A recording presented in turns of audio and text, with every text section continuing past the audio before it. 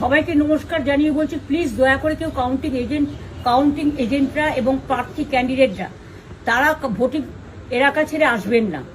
Strong রুমে যেখানে counting হচ্ছে, মানে সেন্টারে, সেখান ছেড়ে কেউ আসবেন না। এটা বিজেপির প্ল্যান।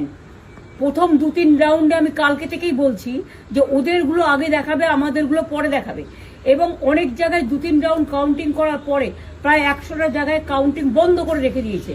এবং কল্যাণীতে ধরা পড়েছে 7টা মেশিন, যেখানে কোনো মিল নেই। এটা টোটাল ফোর্সফুলি সেন্ট্রাল ফোর্সকে দিয়ে চারিদিকে তৃণমূল কংগ্রেসের উপর অত্যাচার করছে, অফিস ভাঙছে, জোর করে দখল করছে। এসআইআর নামে আপনারা দেখেছেন ভোট লুট করেছে যাতে যে সিটগুলো জিততে পারে। কিন্তু এখনো এমন 70টা সিট আছে, 100টা সিট আছে যেগুলো আমরা এগিয়ে আছি, সেগুলো বলছে না। টোটালটাই মিথ্যে নিউজ খাওয়াচ্ছে। আগে ডিআইসিও এই খবরগুলো দিত, কিন্তু তাকে কালকে চেঞ্জ করে দেওয়া হয়েছে।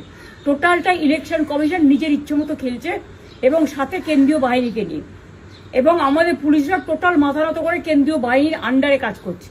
সুতরাং আমি আমাদের কাউন্টিং এজেন্টদের, আমাদের সমস্ত পার্টির কর্মীদের বলবো, অত মন খারাপ করার কারণ নেই।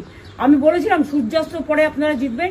3 রাউন্ড 4 রাউন্ড কাউন্ট হলেও এটা 14 রাউন্ড থেকে 18 রাউন্ড কাউন্ট হয়, তখন আপনারা জিতবেন। Wait and see, watch.